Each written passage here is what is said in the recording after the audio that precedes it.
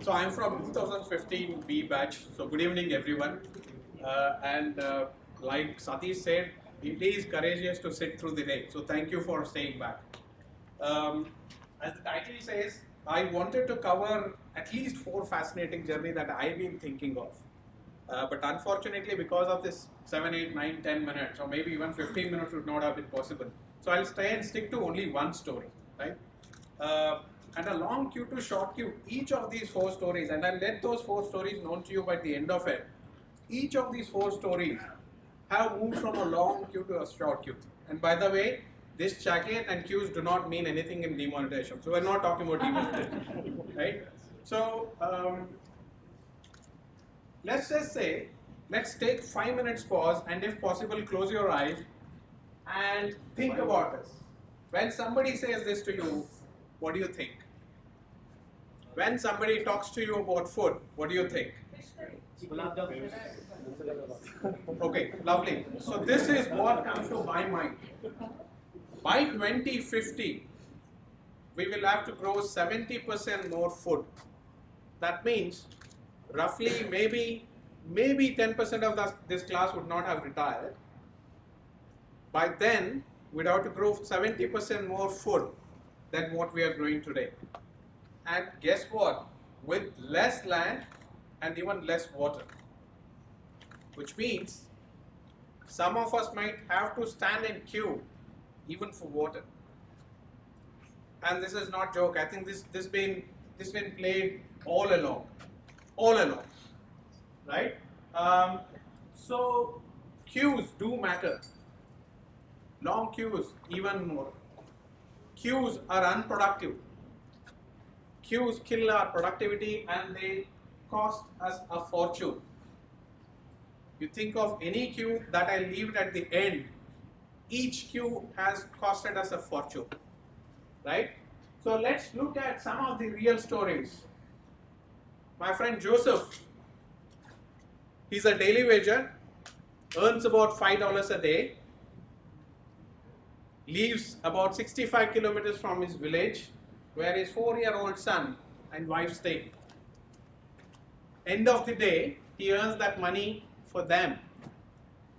He spends on him as well, but end of the day, he earns that money for them. And as you saw, he's wearing a tie. He's wearing a tie because he earns $5 a day. There are at least 70% of those Josephs in that country who's earning less than $2 a day. And they earn money for the same bloody reason, that they want to see their family happy. But everybody has the same problem of sending that money earned back to their family. And the distance, average distance that money has to travel is about 40 to 50 kilometers.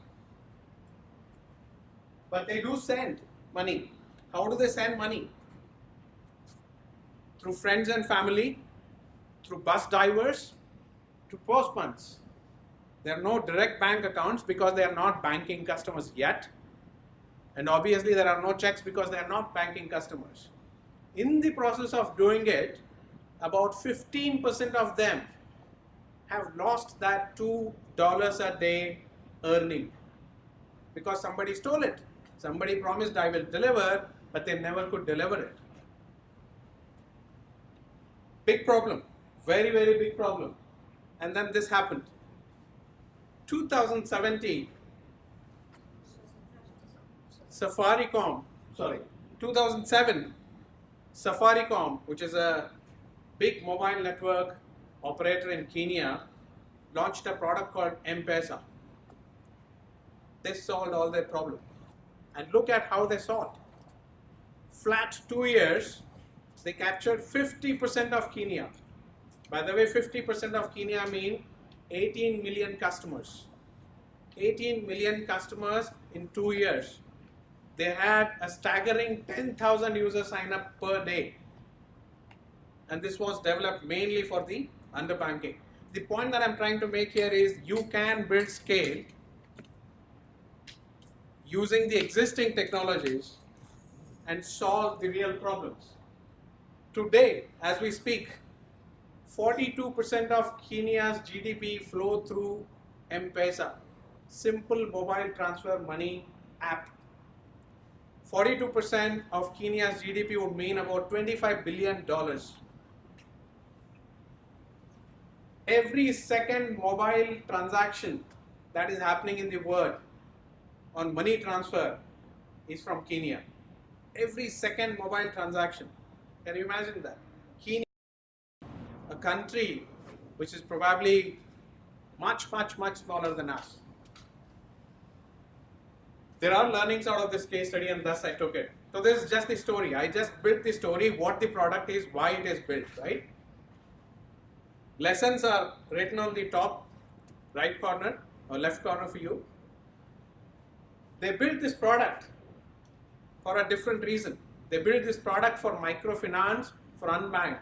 They wanted to disburse loans to people who do not have banking accounts.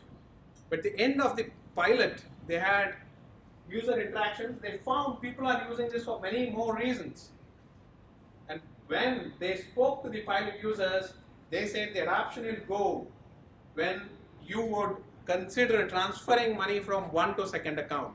So they pivoted right after that. Right after the pilot, they pivoted. What's the second one? As you saw, there are multiple use cases and everything making more money than a simple money transfer. But they chose to focus on one that the customer demanded, which is to enable transfer of money from one to the second account. Simple, focused, only one use case. The reason is very simple. It is a new technology, new behavior changing technology. We do not want to confuse people now. We want users to get on the platform, get to know how to use it. Sounds very simple, guys. I'm telling you, we are in the final trimester of the course, building our product, wanting to launch every single feature that we can. Look at the focus. Fantastic focus. Get them hooked first. So, SOPs, though it sounds very simple. Transfer money from one account to the second account. But they were doing this through shops, pawn shops, kirana shops, any kind of shops that you can imagine where a person might visit. So it was very critical that they fix the standard operating processes very clearly. They were very aware of this. Anything happening in this world will kill their scaling dream.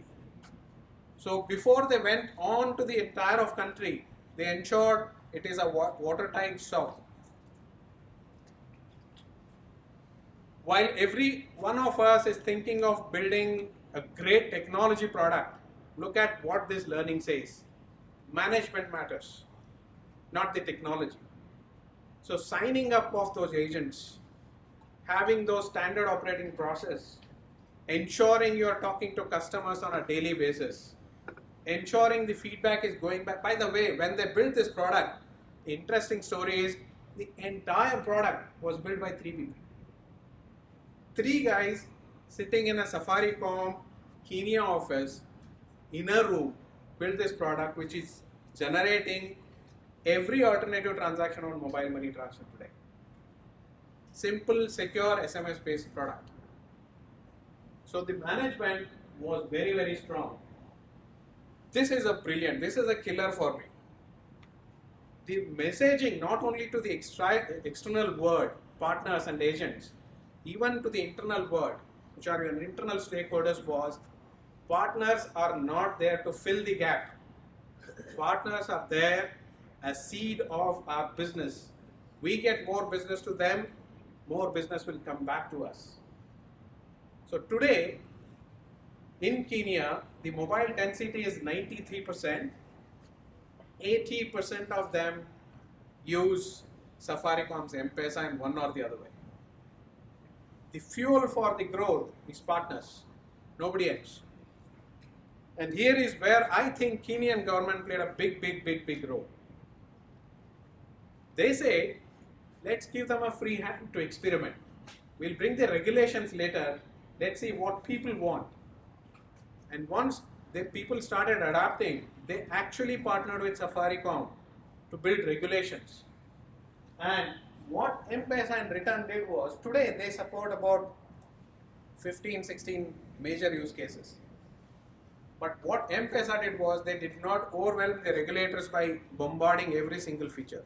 They went one after the other, conquering not only the business, but also ensuring the regulators are with them. Because people see the regulators are also speaking on behalf of Safaricom, the confidence level in people significantly increased. Thus, it built the scale. When I go to a Sabjiwala today with the QR code of a well-known brand that we all know, I ask him, how does it work? He said, somebody came there and stuck it and went. The guy doesn't even know how to use it. That is precisely what Safaricom solved through their standard operating process. That is precisely what I meant by hand-holding of agents. Yeah. So it was very, very critical for them to ensure that they are addressing the partners and the ecosystem. Like this, I wanted to cover others. I seriously want us to read India's polio eradication program. Fantastic. The kind of campaigning that they have done, we should learn from it. Absolutely brilliant. Bangladesh's Grameen Bank, right? And India's UPI, first time in the world, guys, there is a payment being processed which is not going through either Visa, nor MasterCard, nor SWIFT. I think the cards will run for business today. Seriously. And it is only a matter of time that other countries will start replicating this, because it is replicative model. It's as simple as sending an email. Send an email, get your money. So these innovations are happening, we should just look after. So it's not necessary for us to look after heroes only in Silicon Valley. We can find in our own world. Thank you. Thank you.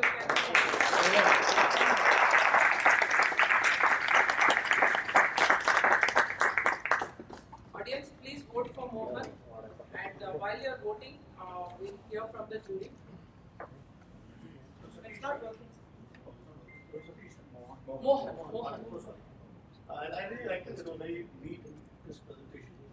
Everything was nice. Of course, once again, I must say that these are all good news case studies.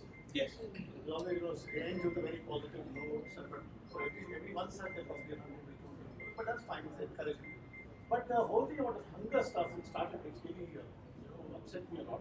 Suddenly the thing vanished. We didn't find a conclusion. No, so the point was, I intended to build a story saying that we will be in queue one day if we don't attack that problem that Abhishek and Iqbal and Ishwar spoke about. Okay. So somewhere I got lost. My mind, I'm sure. So really, really cool. I would like to give you. Thank you. So, good presentation. I like the overall, your slide, big, bold, easy to understand the information. I had the same challenge with respect to where did the queue go? The rest of the presentation was a long queue to no queue, and then it was M-Pesa. So the story is for ATM withdrawals in Kenya, people were standing in queue for 6 hours. Okay. For polio drops in India, Okay. people were standing in for 2 hours. Okay. So Similarly, that link was.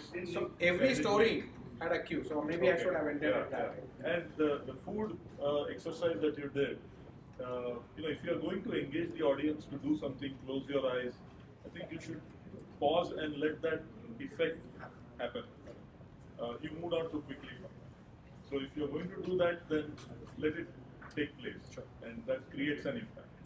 So I also give you a name.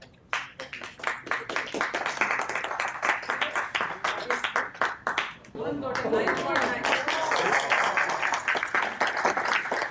Thank you all. Thank you.